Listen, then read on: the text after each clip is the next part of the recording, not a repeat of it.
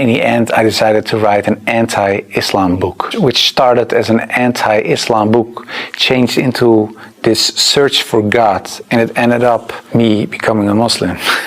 First day of me going to college was September 11, 2001. So it strengthened my anti-Islam feelings in such a way that I thought, well, I have to become politically active to do something and stop this evil of harming our country. But in the end, after I read all these books and articles and made a comparison between prophets from the Old Testament with Muhammad, peace and blessings be upon him, I had no arguments anymore to say they are prophets and he is not. And I thought to myself, well, if I accept Moses on these grounds and I cannot accept the prophet, then there is something else. So I thought, why don't I think he is a prophet? And I thought, oh, perhaps because he had many wives. But then again, when you look at Solomon or you look at King David, Abraham, there are a lot of people in the Old Testament that had more wives. And when you look at even outside of the religious books, culturally in Europe, in Africa, Asia, everywhere, there were men with several wives for several reasons. So I thought to myself, well, that cannot be a reason either. So one by one, all these reasons fell. And then in the end, I thought, well, I have to say all of them are not prophets. But I didn't believe that because I thought, well, the things they did, they said, the miracles that happened, etc., they were confirmed in what they said and what they did. So they are. And then I said, well, then I have to accept that Prophet Muhammad perhaps is a prophet too. What I tell you now, it sounds a little like a fairy tale, but it really happened. In the end, there were all these books at the table. And when I had this feeling of, yeah, okay, this is Shahada in a way, I thought, well, I put all the books away and I put the books on the highest shelf. But there were so many books that a lot of books fell off the shelf. And one of the books that fell off the shelf was the Quran. And when I picked it up, my hand was on a page with Surah 22, Ayat 46. And it says, it's not the eyes that are blind,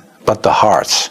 And I thought to myself, that really is my problem, because it wasn't the eyes. I really could see what I written down myself. Nobody forced me to write this book. Nobody said you have to write this or that. I started writing myself, and I could see it with my own eyes, but I still couldn't accept the fact that I said he is a prophet, there is this one God. I just couldn't. So it wasn't my eyes that were blind, but it was really my heart. I became much more happy after I became Muslim. So I would like to invite everybody to become Muslim. Try to understand what the Muslims believe, not so much the behavior of Muslims, because there are a lot of Muslims that don't live like Muslims, including myself. I don't always live like a Muslim. I should, we all do, but you should look at the example of all examples, and it was the Prophet. And if you study his life, perhaps you find guidance that leads you to the truth.